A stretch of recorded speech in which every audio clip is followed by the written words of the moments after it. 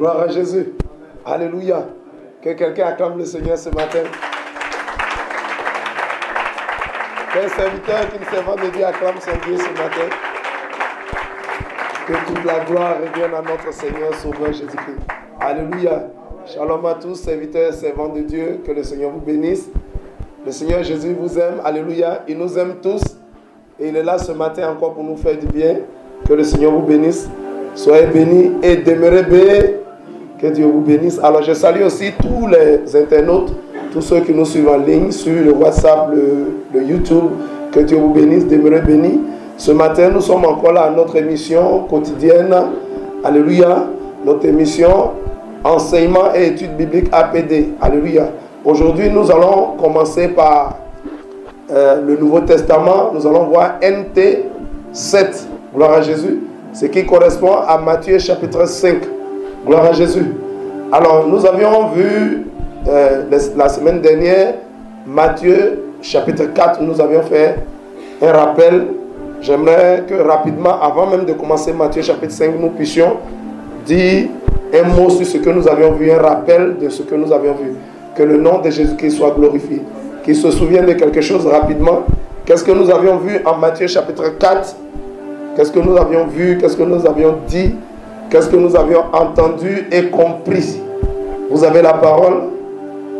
Nous avions vu quoi? Quel est le thème central que nous avons vu en NT6, c'est-à-dire Matthieu chapitre 4? Cela correspond à... Ça correspond, oui? La tentation de Jésus-Christ. Gloire à Jésus. La tentation de Jésus-Christ. Ok, qu'est-ce que nous avions dit au niveau de la tentation? Qui a retenu quelque chose? Nous avons étudié la tentation sous 3 aspects. Alléluia, 3 niveaux. Ce sont les mêmes aspects que le diable utilise toujours pour tenter l'homme. Alléluia. Pour venir essayer de faire tomber l'homme. Et en particulier le chrétien. Celui qui sait Dieu. Gloire à Jésus. Amen, amen.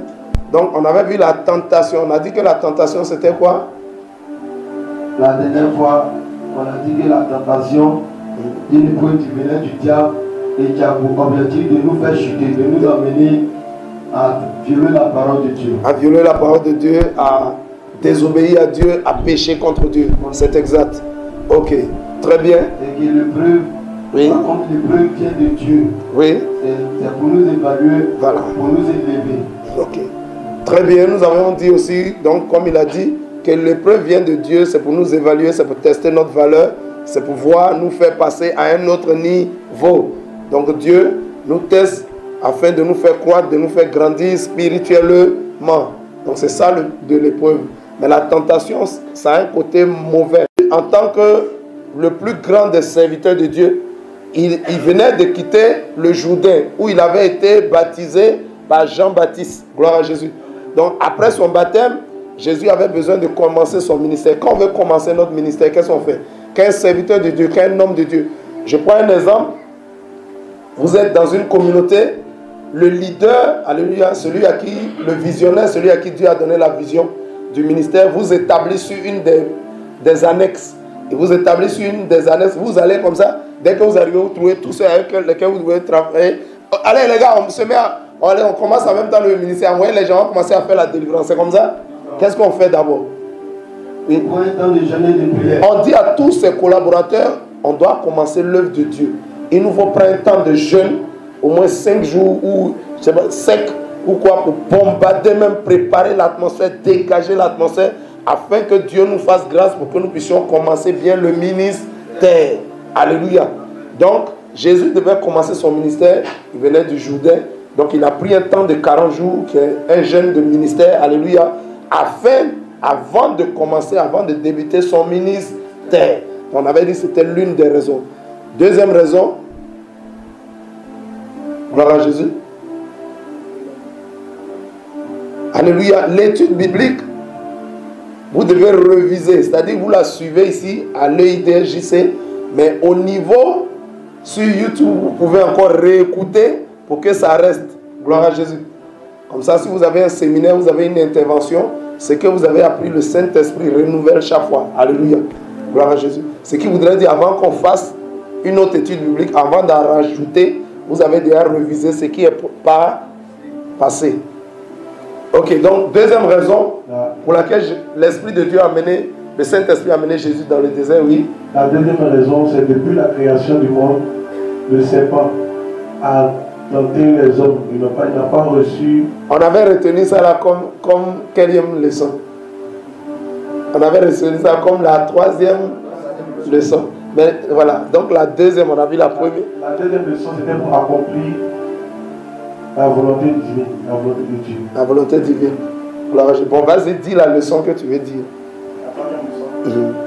Depuis la création du monde, le serpent a tenté les hommes et les hommes n'ont pas réussi à vaincre la tentation du serpent. Et Jésus-Christ est descendu chair, venu montrer aux hommes la capacité de vaincre sa tentation. Alléluia. La troisième raison est de loin la plus basique, la plus puissante. C'est que la raison fondamentale pour laquelle Jésus allait dans le désert, c'est que depuis le début de l'humanité, aucun homme n'avait pu vaincre le diable. Le premier homme, Adam, alléluia, il a été vaincu par la tentation du diable. Alléluia. Ève également, c'est Ève même qui a commencé, et ensuite Adam. Quand Ève est venu, il a été vaincu. Ainsi de suite, tous les hommes. Vous allez voir que dans la Bible, tous les hommes, alléluia, ont péché. La Bible dit car tous ont péché et sont privés de la gloire de Dieu. Quand le diable vient, dès qu'il met sa tentation, la personne tombe. Donc il fallait que Jésus vienne. Jésus se fait homme pour venir montrer aux hommes qu'en tant qu'homme, tu peux vaincre le diable. En tant qu'homme, le diable n'est rien. C'est ce que Jésus est venu nous montrer. Alléluia. Tu peux vaincre le diable. Donc Jésus, ça dit que Jésus n'est pas venu en tant que Dieu pour vaincre le diable. Il est venu en tant qu'homme, en tant que vrai homme. Alléluia. Pour vaincre le diable. Alléluia. Si donc un homme arrive à vaincre le diable, ça veut dire que tous les hommes peuvent le... C'est ce que Jésus est venu montrer. En tant qu'homme, Jésus nous enseigne que pour nous vaincre, le diable va nous tenter. Le diable passe par la tentation. Dans la tentation, il y a la ruse, il y a la malice, être malin. Le diable va venir, il va tout faire par ses ruses. Comment le diable utilise ses ruses? Il va utiliser, si le diable dit tout de suite que je suis Satan, tu sauras que c'est lui. Mais il va venir par ruse. D'abord, il va prendre un aspect. Alléluia. Il a pris dans le jardin d'Éden, il a pris l'aspect d'un serpent. Gloire à Jésus. Il s'est camouflé. Il vient dans le camouflage. Alléluia. Il se fait passer pour celui qui n'est pas. Et maintenant, l'ultime tentation, c'est qu'il utilise même la parole de Dieu, de ton Dieu. Alléluia. Qui fait tout simplement sortir de son contexte. Il fait sortir la parole de Dieu de son contexte. Alléluia. Donc le diable aussi utilise la Bible. Le diable aussi prend la Bible pour... Alléluia. Il s'appuie aussi sur la Bible. Mais seulement, quand il s'appuie sur la Bible, il sort la Bible, la parole de Dieu de son contexte. Alléluia. Donc il te fait croire que lui aussi, il aime la parole de Dieu. Il te fait croire que lui aussi, il utilise la parole de Dieu. Gloire à Jésus. Mais c'est pour te faire chuter. Il dira au Seigneur, si tu es vraiment fils de Dieu, ordonne, gloire à Jésus, ordonne que les pierres que tu vois là deviennent des pains. On appelle ça comment? La première tentation, on appelait ça la tentation de l'avilissement. Il a dit à Jésus, il faut faire un miracle. Et qu'est-ce que nous avons dit? Nous avons dit quoi? Quels sont les deux pôles? Alléluia. Les deux catégories de personnes vers qui Dieu opère les miracles. Oui. Nous avons dit que les deux catégories devant lesquelles Dieu opère les miracles, premièrement, ce sont les païens. Premièrement, ce sont les païens, ceux qui ne le connaissent pas. Il fait un miracle. Pour quel objectif? Il fait un miracle devant eux pour les attirer à lui. C'est-à-dire, quand Dieu opère un miracle vis-à-vis des païens, c'est pour que les païens voient sa puissance, alléluia, voient sa grandeur, qu'ils soient touchés par cette puissance et qu'ils se donnent leur vie à Jésus, qu'ils croient en Jésus, alléluia, et qu'ils se convertissent et qu'ils changent de vie. Donc c'est vers les païens. Est-ce que celui qui était dans le désert, c'était un païen? Non. C'était pas un homme, c'était un esprit, c'était le diable. Gloire à Jésus. Amen, amen. De vous à moi, est-ce que le diable peut se repentir? Est-ce qu'il va se repentir? Est-ce que le diable va demander pardon à Dieu? Seigneur, je te demande pardon pour ma rébellion qui est faite au ciel. À partir d'aujourd'hui, je vais donner ma vie à Jésus. Est-ce que le acclame le Seigneur. Est-ce que le diable peut dire ça? Alléluia. Le diable ne va jamais se repentir. L'ennemi ne se repentira jamais. Il ne va jamais demander pardon à Dieu. Gloire à Jésus. Il n'y pense même pas. Ça fait des milliers d'années, alléluia, que Dieu l'a expulsé du 3e ciel. Mais jusqu'à aujourd'hui, est-ce qu'il s'est repenti? Ça n'est même pas dans son projet même. Donc faire un miracle devant une telle personne, ça sert à quoi? Gloire à Jésus. Maintenant, quelle est la deuxième catégorie de personnes à l'endroit de qui? La deuxième catégorie de personnes, ce sont les chrétiens. Les chrétiens. Pourquoi Dieu fait des miracles devant les chrétiens? Ils le connaissent déjà. Ils l'ont déjà accepté. Pourquoi il fait des miracles vis-à-vis d'eux? Dieu fait des miracles devant les chrétiens pour fortifier la foi de ses enfants. Donc, Dieu fait des miracles vis-à-vis des chrétiens, des disciples de Jésus, alléluia, afin de fortifier, afin de rendre fort la foi de ses enfants. Alléluia. Afin que la foi de ses enfants ne défaille point. Alléluia. Afin que de la foi, il n'entre pas dans une série d'incrédulité. Donc, quand il continue de faire les miracles vis-à-vis des chrétiens, il dit, ah, c'est puissant, hein? Donc, ça, tu grandis dans la foi. Alléluia. Tu crois dans la foi. Ta foi grandit. Gloire à Jésus. Amen, amen. Amen, amen. Mais est-ce que celui avec qui Jésus était dans le désert était un chrétien? Est-ce que c'était un disciple de Jésus? Donc, est-ce que les deux conditions du miracle étaient réunies pour que Jésus fasse miracle? Les deux conditions n'étaient pas réunies. Donc, si Jésus faisait un miracle, ça devenait quoi? Ça devenait de l'orgueil. Et c'est ce que le diable allait prendre pour l'accuser. Gloire à Jésus. Il a aussi dit, si tu es vraiment fils de Dieu, ordonne. Jésus est fils de Dieu ou il n'est pas fils de Dieu? Il est fils de Dieu. Il sait qu'il est fils de Dieu. Est-ce qu'il a besoin de démontrer? Si tu es fils de ton père, tu es fils de ton père. Les gens peuvent discuter, mais tu es fils de ton père, n'est-ce pas? Gloire à Jésus. Amen, amen. Il lui dit, ordonne, ça veut dire, fais un miracle. Ordonne que ces pierres deviennent des pains. Gloire à Jésus. Alléluia. Et on appelait ça la tentation de l'avilis avili. Avili, c'est quoi? Oui. Avilis, c'est rendre quelque chose durable, quelque chose qui ne tue pas. Qui ne tue pas. C'est-à-dire, dans l'esprit, dans le spirituel, ce que ça signifie dans le spirituel, c'est que, vous savez, l'Éternel, notre Dieu qui a créé l'univers, il y a des choses que Dieu trouve très importantes. Alléluia. Il y a des choses qui ont de la valeur aux yeux de Dieu. Le créateur de l'univers, si quelque chose a de la valeur à ses yeux, c'est bon ou bien c'est pas bon? Il sait toutes choses. Donc, ce qui a de la valeur à ses yeux, c'est ce qui est excellent, c'est ce qui est vraiment parfait, c'est ce qui est très bon. Et on a cité un certain nombre de choses, il y en a plusieurs, mais on a cité un certain nombre de choses qui ont de la valeur devant le roi de gloire, Jésus-Christ de Nazareth. Est-ce qu'on peut les citer? Les choses qui ont de la valeur devant Dieu. 1.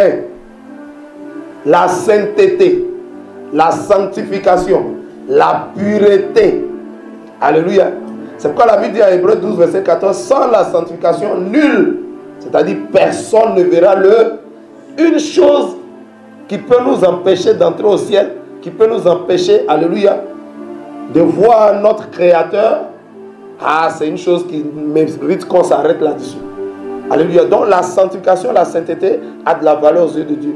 Ne dit-il pas en 1 Thessaloniciens chapitre 4 à partir du verset 3, il dit, ce que Dieu veut, c'est votre sanctification. C'est que vous vous abstenez de toute impudicité, de toute impureté. Gloire à Jésus. Alléluia. La Bible de Dieu ne nous a pas appelés à l'impureté, mais à la sanctification. Gloire à Jésus. Amen, amen. Donc la sanctification a de la valeur aux yeux de Dieu. Gloire à Jésus. Donc quiconque vient dire, mais sanctification c'est quoi ça? Ça n'a pas d'importance. C'est-à-dire tu es en train de pécher contre Dieu.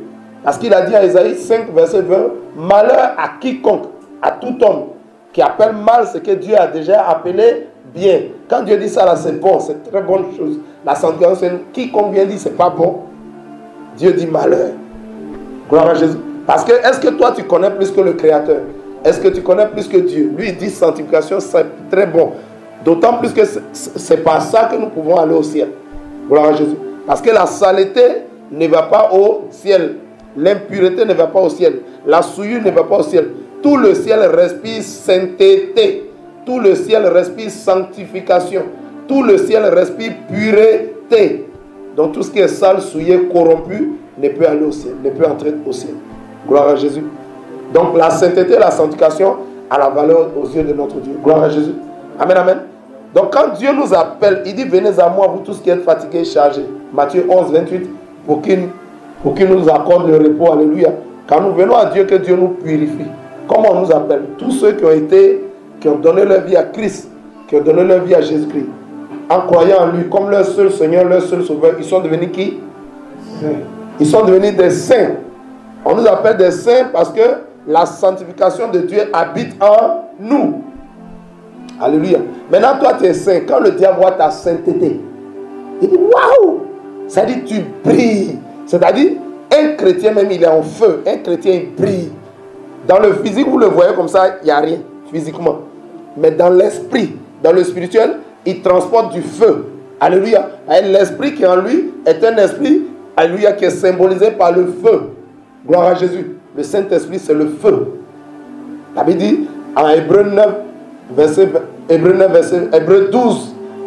verset 29, la Bible dit, le Dieu que nous adorons est aussi un feu dévorant.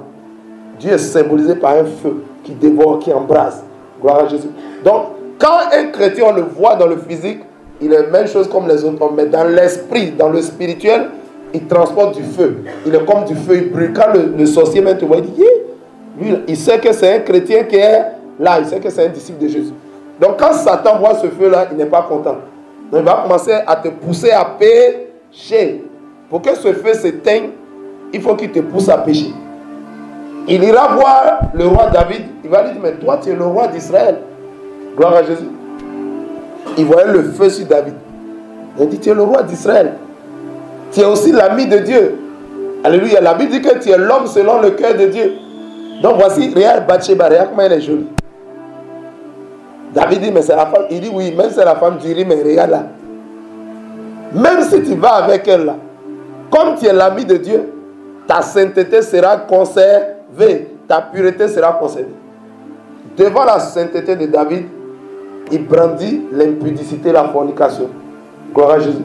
Vous savez, le péché semble intéressant. Le péché semble doux. Le péché semble, c'est pourquoi on dit semble, ça n'est pas doux. Ce n'est pas intéressant, ça semble. À première vue, c'est comme un appât. Ça t'attire.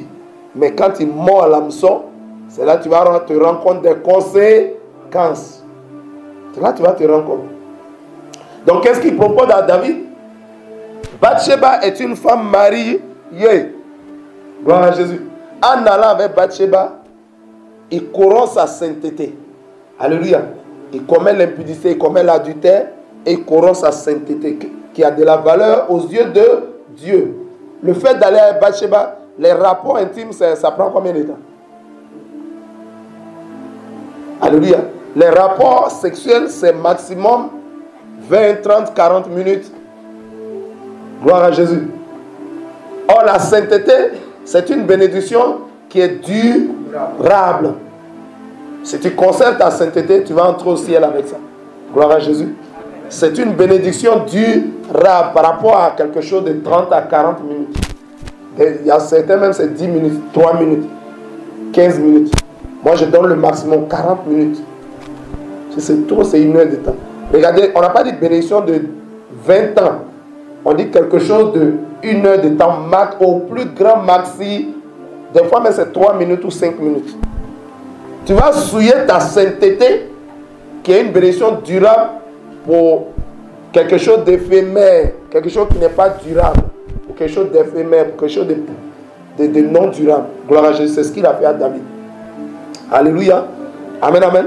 Et David a mordu à la maison. Quand il allait à Bathsheba, il a dit, c'est fini quoi, mais tout le monde sait que tu as couché à la femme du riz. Il a essayé de masquer son péché, il a essayé de tout faire, mais ça a été mis au grand jour. Elle est tombée enceinte. Gloire à Jésus.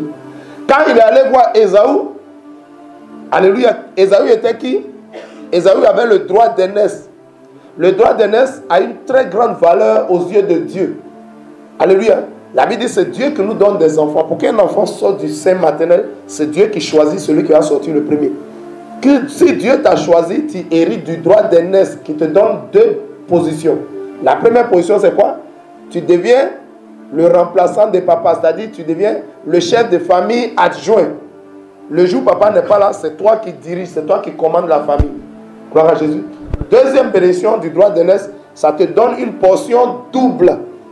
C'est-à-dire, quand l'héritage sera partagé entre les frères ou les sœurs, alléluia, toi, si on donne 1 million à chacun, toi tu as 2 millions. Si on donne 5 millions à chacun, toi tu as 10 millions. Tu as une portion double. Ça, maintenant, nous sommes aînés de la famille pendant combien de temps? 3 minutes, 15 secondes, 2 heures de temps, 3 ans. Nous sommes aînés de la famille pendant combien de temps? Jusqu'à la mort. Juste tant que la famille existe et que tu vis, tu es l'aîné de la famille. C'est une bénédiction durable ou bien c'est une bénédiction éphémère? C'est très durable. Tant que la famille existe, c'est toi qui dis. Et si le papa n'est pas là, et tu as double portion. Gloire à Jésus. Donc c'est une bénédiction qui dure et qui est durable. Et ça a une grande valeur devant Dieu. Si Dieu t'a mis premier, il ne faut pas mépriser ça. Le diable est venu, il a dit, oh, toi tu es l'ennemi, tu as fait quoi? Regarde, tu meurs de faim. Et puis il répète ce que le diable dit. Oh, Jacob, donne-moi tes lentilles, j'ai mangé. Jacob dit, je veux ton droit d'aînesse. Il a fait quoi droit d'aînesse? Mais droit d'aînesse c'est quoi? Droit d'aînesse c'est quoi? Ça ne vaut rien même. Donc, vous voyez, ce que Dieu trouve important là, si toi tu méprises ça, tu as péché contre Dieu. Tu rentres dans le cadre d'Ésaïe 5, verset 20, qui dit, malheur à quiconque appelle mal, alléluia, ce que Dieu a appelé bien. Quand Dieu dit quelque chose est très bien, très bon, si toi tu dis non, ça ne vaut rien, Dieu dit malheur. Ésaïe dit, donne-moi lentilles, il a mangé, il a fait quoi le droit d'aînesse? Je suis en train de mourir de faim. Il a méprisé le droit d'aînesse. Ésaü a méprisé le droit d'aînesse. Ce faisant, il a méprisé ce qui a de la valeur devant Dieu. Est-ce que quelqu'un comprend il comprend la tentation de l'avilissement? Quelque chose qui a de la valeur, avilir ça, rendre ça vil, alléluia, c'est rendre ça de peu d'importance, ou c'est de rendre ça sans valeur. Écoutez bien l'enseignement. Gloire à Dieu, ça va vous faire du bien. Parce que dans toute votre vie que vous allez passer sur la terre en tant que serviteur, servant de Dieu, le diable ne change pas sa manière de ça, soit c'est la même manière qu'il viendra toujours vers toi. Nous qui avons décidé de mettre notre vie à part pour le Seigneur Jésus-Christ, on a décidé de servir Jésus, de vivre pour Jésus, de vivre par Jésus. La Bible nous appelle des saints. Gloire à Jésus. N'oublie jamais ça. N'oublie pas que tu es un saint. Quand tu vas voir quelque chose, ça là, je peux faire ça. Le diable va te dire, tu veux manger.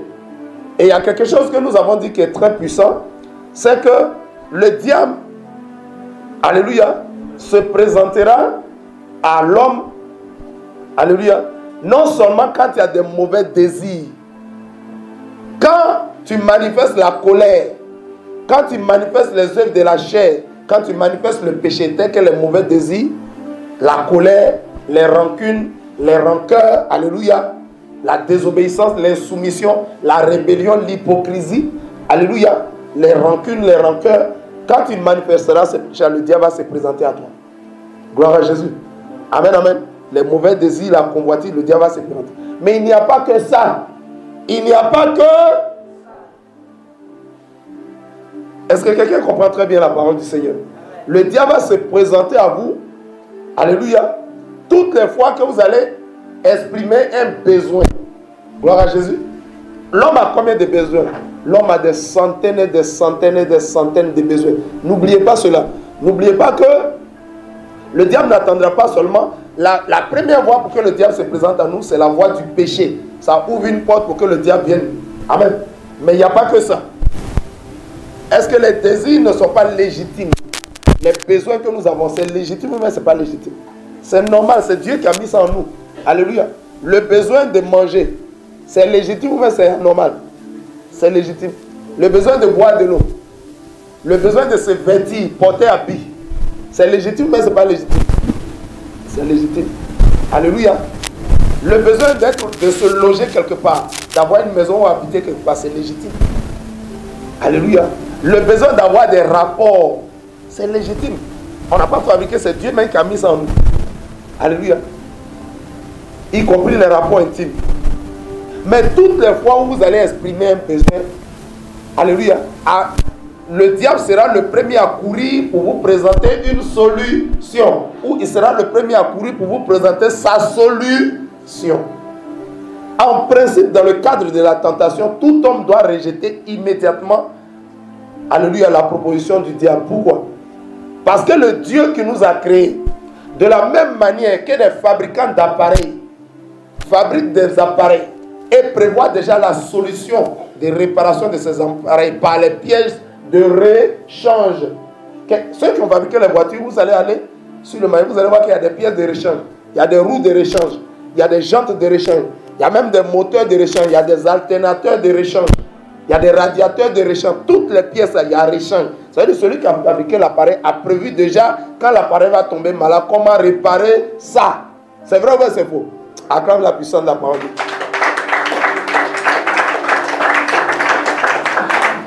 Si de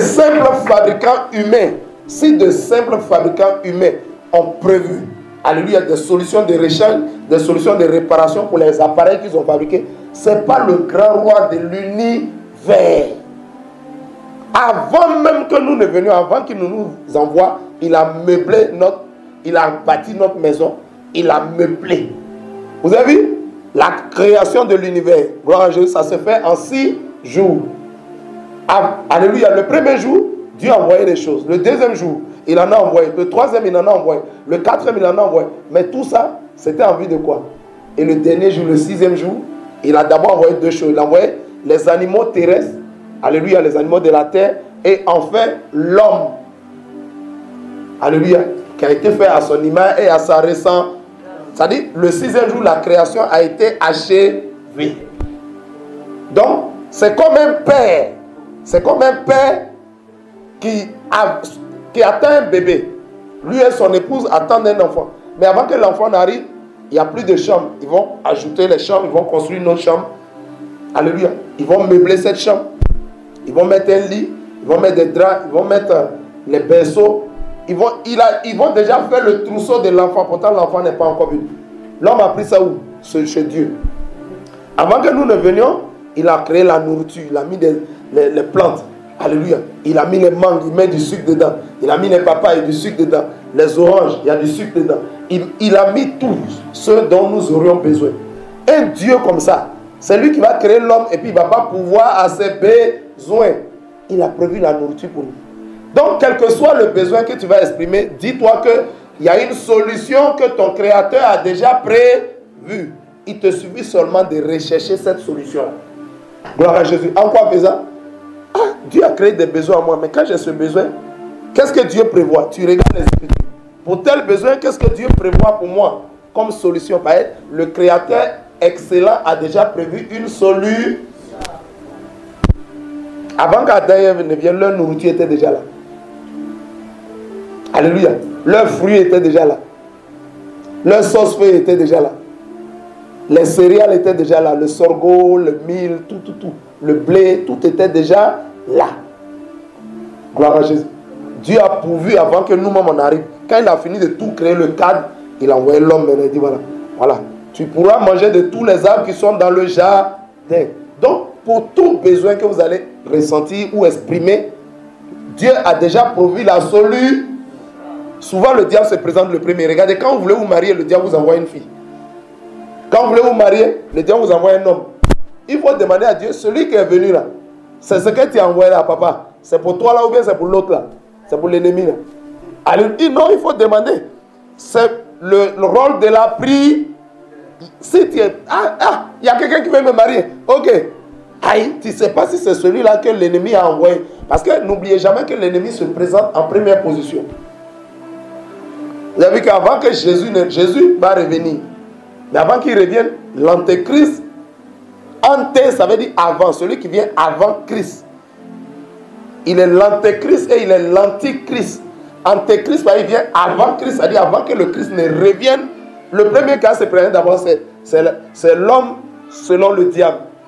C'est lui qui va venir d'abord. Amen. Amen.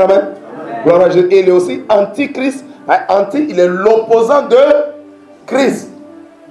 Donc, vous voyez, je vous donne juste cet exemple pour que vous compreniez que le diable aime à se précipiter pour te tromper.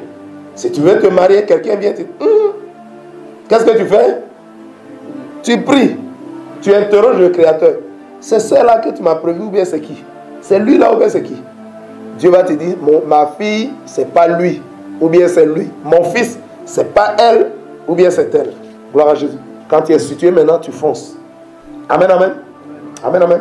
En tout état de cause, un enfant de Dieu, il prie. Gloire à Jésus. Pour interroger son Créateur. Donc, quand vous avez un besoin de vous nourrir, il faut demander à Dieu, je vais manger. Tu as dit l'homme, je vais manger, je vais faire comment? Il va te dire, fais comme ça, fais comme ça, fais comme ça. Quand Élie a dit à Dieu, mais je mange comment? Il a dit, va au torrent de Kérit. Il dit, va au torrent de Kérit, des corbeaux vont te nourrir là-bas. Matin, ils vont t'envoyer du pain, de la viande. Le soir, ils vont t'envoyer du pain et de la viande. Et tu boiras l'eau du torrent. Gloire à Jésus. Il lui a montré comment il devait manger.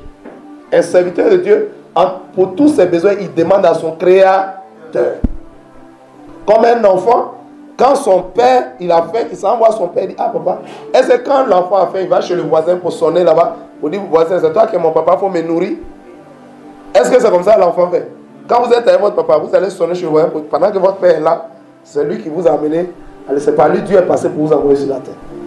Donc il a dit à Élie, va, mange, et puis il faut boire l'eau du torrent. Quand l'eau du torrent a été asséchée, Élie dit, ah, mais je fais comment? L'eau, je bois là. Toi, mais ça n'est plus là. Je fais comment? Dieu dit, c'est l'heure de départ. Va à Sarepta. J'ai ordonné encore à une veuve de te nourrir. Est-ce que quelqu'un comprend la puissance de la parole de Dieu? Commence à acclamer si tu comprends. Pour nous nourrir, Dieu a déjà prévu les solutions. Alléluia. On doit marcher par la foi. Et Élie a discuté. Quand il est allé à Sarepta, la veuve l'a nourri là-bas. Une veuve en principe qui n'a pas de moyens, Dieu dit c'est elle qui va te nourrir. Alléluia. En fait, Élie partait pour nourrir la veuve. Gloire à Jésus. Amen, amen. Donc, le besoin de se vêtir, quand tu as besoin de porter habit, de couvrir ton corps, le premier qui se présente, c'est qui? Alléluia. Et il te dit quoi? Il va te dire il faut porter mini-jupe. Il va dire prends les feuilles de figuier qui correspondent à quoi? Mini-jupe. Alléluia. Chérie, regarde, robe, chérie, regarde mon dos. Chérie, regarde ma poitrine. Jupe mini, jupe courte. Ça, c'est les propositions du diable. Vous voyez que le monde d'aujourd'hui, au lieu de prendre les propositions de leur créateur, préfère, alléluia, se plaire aux solutions de l'ennemi. Aujourd'hui, regardez les habillements des hommes qui sont sur la terre. Ils portent des habits courts, des habits indécents, des habits qui montrent toute leur nudité. Et ça choque la moralité des autres personnes. Puis, alléluia, puis, ça souille les pensées des hommes. Quand vous voyez une femme qui passe, qui est dénudée, ça va souiller vos pensées, ça va corrompre, alléluia, votre intégrité. Ça souille, ça corrompt, ça salit les pensées. C'est pour vous donner l'envie, alléluia, de la désirer charnellement. Alléluia. Et c'est pour lui donner, elle devient une séduction pour vous. Gloire à Jésus. Amen, amen. Soit elle a une mini-jupe ou quand elle a une longue jupe, il y a une longue fente. Chaque fois qu'elle marche, sa cuisse sort. Ça, c'est la solution du diable. Le diable dit, si tu veux t'habiller, il faut ouvrir pour qu'on voit ton corps. Or, la Bible dit quoi? Qu'est-ce que Dieu nous a dit? À 1 Timothée 2, verset 9.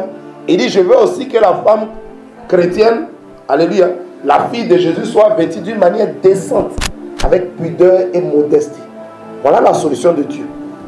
Si tu veux dire que tu es enfant de Dieu, tu es disciple de Jésus, Dieu a déjà prévu une solution pour toi. Mais quand le diable se présente, si tu acceptes la solution du diable, il ne faut pas dire que c'est Jésus qui t'a donné ça. Alléluia. Amen, amen. Pour se nourrir, Dieu a prévu une solution, mais n'a pas prévu. Il dit, l'homme gagnera son pain à la sueur de son... Le diable dit, tu as besoin d'aller travailler, pourquoi? Tu as besoin de te fatiguer, pourquoi? Regarde le beau corps que tu... Beau corps là, c'est toi qui lui as donné. C'est Dieu qui lui a donné le beau corps. Alléluia. Il dit, regarde, utilise ce que tu as. Prends ton corps là pour séduire les hommes, pour que tu puisses manger. Ça, c'est la solution de qui? La solution du diable. Donc, vous voyez que pour tous les besoins, quand tu veux habiter dans une maison, le diable te propose aussi sa solution. Pour tous les besoins que nous pouvons avoir, gloire à Jésus. Ok. Amen, amen. Quelqu'un se rappelle? Quelqu'un comprend? Pour tous les besoins, le diable te propose. Donc, c'est la première tentation. Le premier volet, c'est la tentation de l'avilissement. Avilir. Deuxième tentation, rapidement. La deuxième tentation, c'est la tentation de se jeter en bas. La tentation de se jeter en bas. Qu'est-ce qu'on a dit comme leçon? Nous avons dit comme leçon qu'un chrétien ne se jette pas. On a dit qu'un chrétien ne se jette pas. Gloire à Jésus. Et regardez, se jeter. On ne dit pas, le diable va te jeter. On dit, toi-même, il faut te jeter. C'est ce que le diable a dit. Et se jeter, c'est toi-même créer une situation de danger. Ça dit, un enfant de Dieu, lorsqu'il n'est pas en danger, alléluia, le diable va dire quoi? Il va dire, il faut provoquer le danger. Pourtant, tu n'es pas en danger. Il dit, provoque le danger. Mets-toi en situation de danger pour obliger Dieu à intervenir. Ouais, est-ce que Jésus était en danger? Jésus n'était pas en danger. Il était en train de faire les 40 jours de jeûne. Et le diable lui dit, jette-toi en bas. Alléluia. En fait, Dieu est au ciel, mais Dieu a beaucoup à faire avec ses anges. Imaginez-vous chaque chrétien qui est là, il se jette sur la route. Il provoque le danger. Donc Dieu va se dépêcher à venir bien dépêcher les anges rapidement pour dire, il faut attraper lui sans se blesser. Aïe, on va te laisser tomber à terre-même. Alléluia. Dieu est très sérieux. Il a beaucoup à faire. Il secoue son enfant quand son enfant se trouve naturellement en danger. Ou bien quand les œuvres des ténèbres attaquent son enfant, il intervient. Mais si toi-même tu es en train de te jeter, il ne va rien faire. Parce que la Bible dit quoi? Pourquoi Dieu ne va rien faire? Est-ce que c'est parce que Dieu est méchant? En faisant ça, en provoquant le danger, tu fais quoi? Tu tentes Dieu. On l'avait dit, nul ne peut tenter Dieu. Car Dieu n'est pas lui-même tenté par le mal. Et il ne tente lui-même personne. Pour qu'on puisse te tenter, alléluia. L'apôtre Jacques a expliqué ça. Alléluia.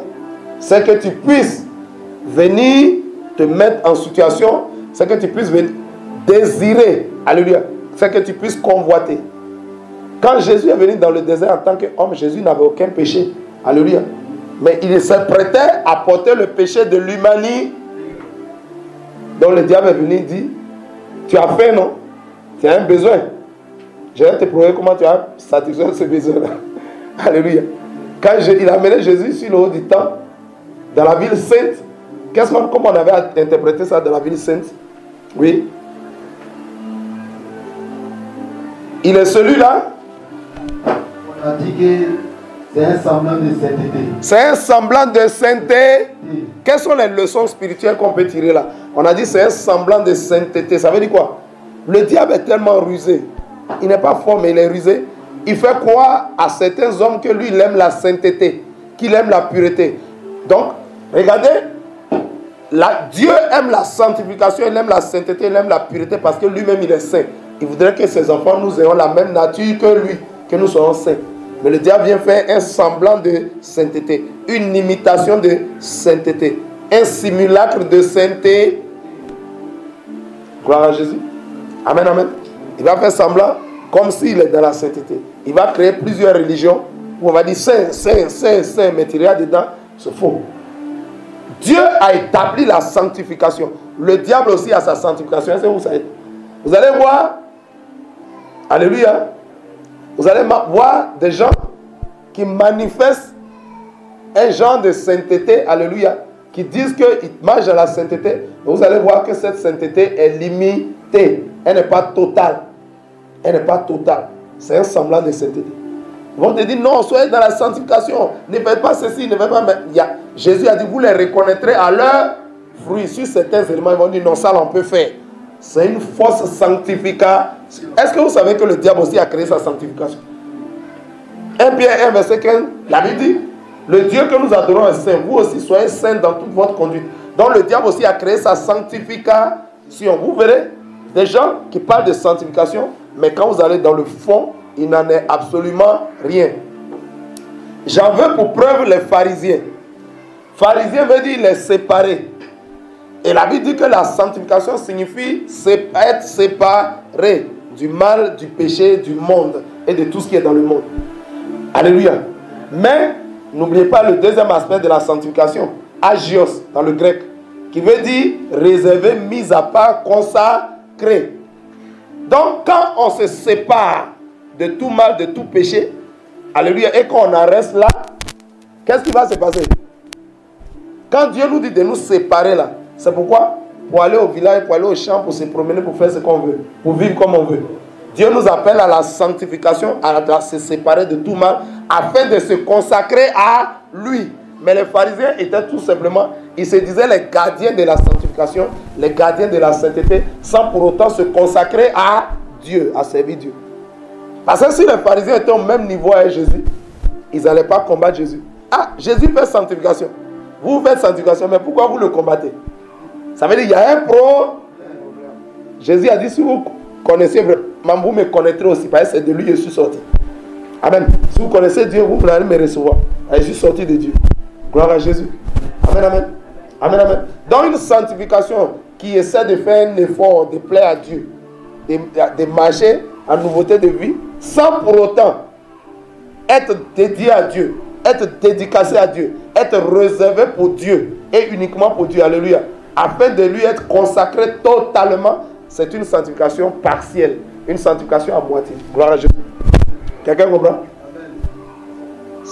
Les pharisiens étaient séparés. Hein? Pharisiens veut dire les séparer. Gloire à Jésus. Ils étaient séparés, mais leur problème, c'est que leur vie n'était pas consacrée, dédiée, réservée à Dieu. Ils étaient séparés pour être, c'est-à-dire de simples religieux. Gloire à Jésus. Donc, il a envoyé Jésus dans la ville sainte. On va avancer là, on va terminer. Gloire à Jésus. Deuxième niveau de tentation, c'était se jeter en bas. Troisième niveau de tentation, c'était quoi? La tentation de l'idolâtrie, se prosterner. La tentation de l'idolâtrie, se prosterner devant le diable et l'adorer. Et là, qu'est-ce qu'on a dit comme leçon rapidement? On a dit quoi comme leçon? Oui. On a dit comme leçon. Oui, nous avons dit comme leçon, oui. Déployez les micros en même temps. Alléluia. S'il vous plaît. Gloire à Jésus. Comme leçon, nous avons tiré pour vaincre le diable, il faut obéir à la parole de Dieu. Pour vaincre le diable, il faut obéir à la parole de Dieu. Gloire à Jésus. Amen, amen. Pour vaincre le diable, il faut obéir à quoi? Il faut obéir à quoi? À la parole de Dieu. Est-ce qu'il suffit d'avoir la Bible pour vaincre le diable? Est-ce qu'il suffit de lire la Bible pour vaincre le diable? Est-ce qu'il suffit de méditer la Bible pour vaincre le diable? Il faut faire quoi pour vaincre le diable? Il faut la mettre en pratique. En un mot, il faut vivre la Bible. Alléluia. Il faut vivre la Bible pour pouvoir vaincre le diable. C'est ce que Jésus a fait. Amen, amen. Donc il a demandé à Jésus de se prosterner devant lui. Est-ce qu'il connaît le roi de gloire? Alléluia. C'est-à-dire, si tu es chrétien, que tu te prosternes devant le diable, alléluia. Amen, amen. Qui est ton maître? Je vais vous expliquer ça beaucoup plus clairement. Peut-être que voilà, il y a beaucoup de gens qui ne comprennent pas. Quand on dit adorer le diable, il y a des gens qui sont assis dans l'église, ils disent, mais moi j'adore Jésus. Moi je connais Jésus. Ça dit, je sais Jésus, je suis chrétien. Mais en réalité, il n'en est rien. Est-ce que vous savez que dans l'esprit, dans le spirituel, tout acte que pose un homme est une adoration? C'est ce que beaucoup de gens ne savent pas. Tous les actes que tu poses, tous les actes que pose un homme, en pensée, en parole, en action, par omission, par négligence, tu adores quelqu'un. Est-ce que quelqu'un comprend? Quand tu mens, tu adores quelqu'un. Alléluia. Quand tu voles, tu adores quelqu'un. Quand tu méprises, tu adores quelqu'un. Quand tu as la haine pour quelqu'un, tu adores quelqu'un. Alléluia. Quand tu trahis, tu adores quelqu'un. Quand tu n'es pas fidèle, tu adores quelqu'un. Quand tu es déloyal, tu adores quelqu'un. Alléluia. Ce quelqu'un-là, c'est soit Jésus, soit le diable. Je vous dis la vérité. L'adoration en esprit nous enseigne. Alléluia. Jésus était en Jean, chapitre 4, avec la femme samaritaine au bord du puits. Jésus a dit, l'heure vient. Et cette heure est déjà là, où les vrais adorateurs adoreront le Père en esprit et en vérité. Car ce sont là les adorateurs que le Père recherche. Toutes nos actions, que quelqu'un retienne cet enseignement. Toutes les actions que pose un homme, c'est une adoration. Si tu te rebelles, tu as adoré qui? Jésus? Si tu es insoumis, tu as adoré qui? Jésus? Non, le diable. Alléluia. Alléluia. Si tu as menti, tu as adoré qui? Jean 8, verset 44. Tu as adoré Satan. C'est lui qui est pécheur depuis le commencement et il est le père de tous les mensonges et de tous les menteurs. Gloire à Jésus. Amen, amen. Amen, amen. Toutes nos actions sont des adorations. Toutes nos actions. Alléluia. Amen, amen. Donc il dit à Jésus, si tu te prosternes et m'adores, je vais te donner tout ça là. Il y a beaucoup de chrétiens qui ont dit, ou bien beaucoup de personnes qui ont dit, moi je n'adore pas le diable, il n'y a pas quoi le diable. Mais en réalité, quand tu vois la parole de Dieu et que tu abandonnes la parole de Dieu pour aller servir tes coutumes, tes traditions, hey, je suis chrétien, mais enfin comment? Ce sont les coutumes de mes parents. Tu as adoré Satan. Tu es assis dans l'église depuis 20 ans, mais tu es un adorateur du diable. En mettant en priorité tes coutumes et tes traditions. Jésus n'a-t-il pas dit, pourquoi méprisez-vous? Jésus dit, pourquoi méprisez-vous la parole de Dieu au profit de vos traditions ou de vos coutumes? Pourquoi méprisez-vous la parole de Dieu au profit des traditions et des coutumes de vos parents? Alléluia. En réalité, le diable nous fait croire que les coutumes et les traditions appartiennent à nos parents pour qu'on puisse s'y attacher. Mais je vous ai dit, et je vous redis encore, que les coutumes et les traditions n'appartiennent pas à nos parents. Toutes les coutumes et les traditions appartiennent aux esprits de génie, qui sont des esprits impurs. Ce sont des esprits impurs, des esprits de génie qui sont cachés derrière les coutumes, qui sont cachés derrière les traditions. C'est-à-dire pour pouvoir manipuler nos familles, pour pouvoir manipuler nos parents, ils ont créé des coutumes. Alléluia. Les esprits de génie sont ceux qui ont inspiré les coutumes et les traditions. Donc si tu es un chrétien que tu te dis, ah, je vais faire comment? Tradition là, c'est pour mes parents. Le diable t'a eu. De par les traditions, tu as adoré le diable. Et je le dis et je le redis, Dieu ne va pas juger un seul homme par les traditions de sa famille. Dieu ne nous jugera pas par nos coutumes. Dieu va nous juger par la parole de Dieu. Il va juger personne avec ses coutumes. Ce n'est pas les traditions de ta famille qui vont te juger. Ce n'est pas les croyances de tes familles. Parce que les familles, si elles ne sont pas contrôlées par Jésus-Christ, sont régies par les esprits de génie. Est-ce que quelqu'un comprend ça? Acclame la puissance de la parole. Gloire à Jésus. Amen, amen. Oui. Chapitre 4 là? Oui. On a dit quoi d'autre? Verset 11. Mais on n'avait pas fini. Matthieu 4. Ah. Verset 11.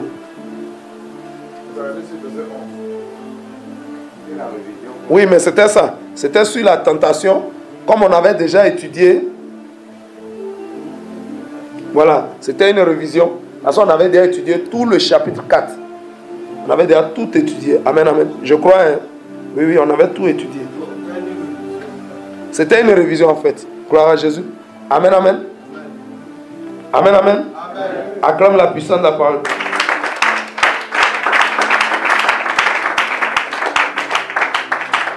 Oui. Gloire à Jésus. Et quelles sont les leçons qu'on avait tirées sur la fin de tentation? On a dit quoi?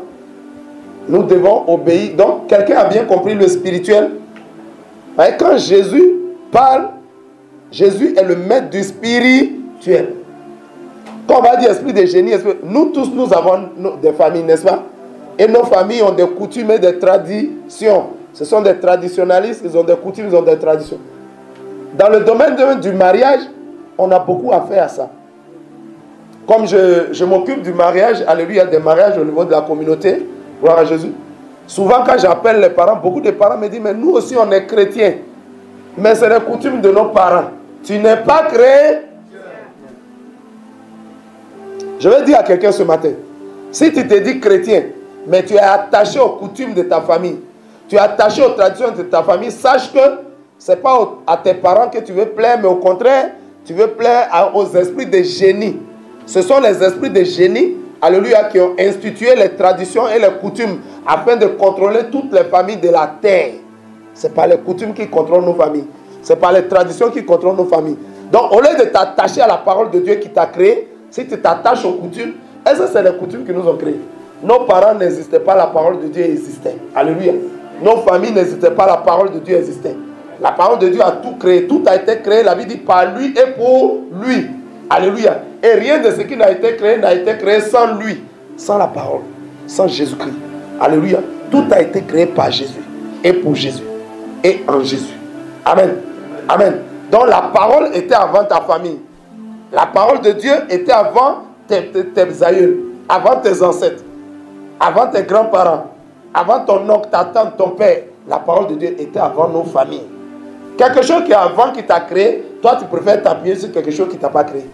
C'est la voix de l'égareux. Je vous en prie.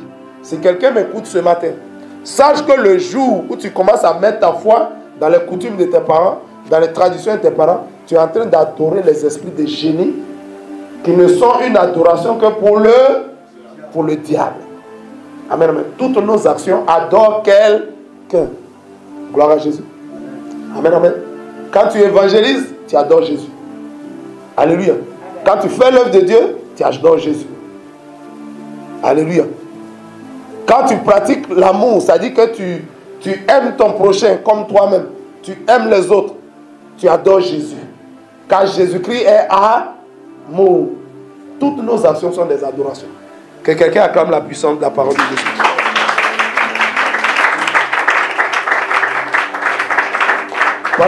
Pendant que je parle, le Saint-Esprit, c'est comme si le Saint-Esprit est en train de me dire, dis-le bien, que quiconque adore les traditions, s'attache aux traditions, évoque toujours les traditions, les coutumes, dis-leur qu'ils sont en train d'adorer des génies. Si quelqu'un nous suit sur YouTube, qu'il sache que toi qui es attaché aux coutumes, ce n'est pas tes parents que tu veux faire plaisir, c'est les esprits de génie. Dieu me dit de vous dire ça. Alléluia. Les esprits de génie, c'est des démons. Ce sont des hommes, alléluia, ce sont des membres de nos familles, mais qui sont morts sans connaître Jésus. Et quand un homme vit sur cette terre sans connaître Jésus, alléluia, il est en train de servir Satan. Et quand tu sers le diable ainsi, quand tu meurs sans connaître Jésus, le diable a le choix. Soit il te laisse sur la terre, comme tu étais en train de le servir, puisque tu ne connais pas Jésus. Il te laisse pour que tu continues à le servir. Il te transforme en génie. C'est ce qu'on appelle les esprits de génie. Ce sont des démons, des esprits impurs qui vivent, alléluia, mais ce sont des esprits déchus. Ce n'est pas des hommes. Ils sont déjà partis. Gloire à Jésus. Et c'est par eux que le diable prend pour manipuler nos familles.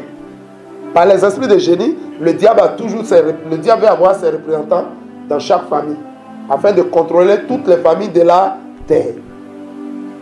Ne te fie pas aux coutumes, ne te fie pas aux traditions. Fie-toi à la parole de Jésus-Christ de Nazareth. Que quelqu'un acclame la puissance de la parole.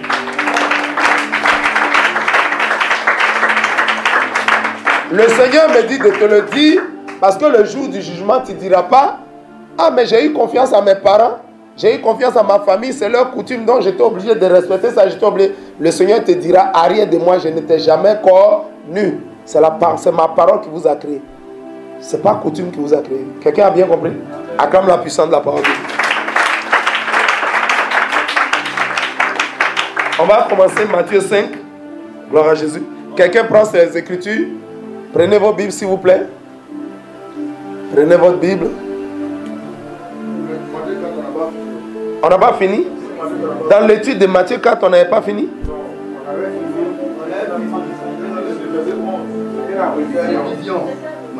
Ce que nous avons fait dans ces jours, c'est révision. Alléluia. Sinon, je crois savoir qu'on avait fini Matthieu chapitre. Maintenant, si on n'a pas fini, on va mettre une pause et demain, on va continuer Matthieu chapitre 4. Gloire à Jésus.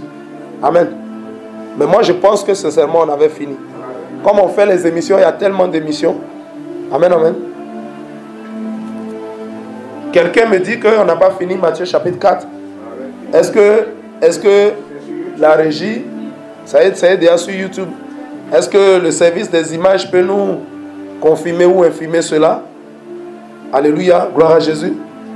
Si quelqu'un le dit, il faut qu'on vérifie. Alléluia, gloire à Jésus. Amen, amen. Donc nous allons marquer une pause et on va continuer demain, le temps de vérifier. Amen, amen. On va marquer une pause Ce n'est pas bon de sauter. L'étude biblique que nous faisons, alléluia, il y a plusieurs formes d'études bibliques. Mais nous avons choisi ce système qui part de verset en verset. On ne veut sauter aucun verset. On veut étudier toute la Bible de manière détaillée, de manière simplifiée, verset par verset. Alléluia. Il y a l'étude générale de la Bible qui survole la Bible. Nous, on ne veut pas survoler. Amen. On ne veut pas survoler la Bible. On veut aller verset par verset. S'il y a un verset qu'on a sauté, on va revenir dessus. Gloire à Jésus. Amen, amen. Est-ce que quelqu'un a compris? Amen, amen. On va acclamer la puissance de la parole de Dieu. Est-ce que quelqu'un peut se tenir debout? On va acclamer le Seigneur. Alléluia. Amen, amen. Merci Seigneur pour ce temps du Nouveau Testament que nous avons abordé. Après la pause des croisades, nous avons commencé le Nouveau Testament. Nous voulons bénir ton Saint-Nom, que ton nom soit béni. Gloire, honneur, louange à toi. Au nom puissant de Jésus, nous avons prié. Demeurez bénis. Shalom à vous. À demain. Demain, nous continuons le Nouveau Testament. Que Dieu vous bénisse. Shalom. Acclame la puissance.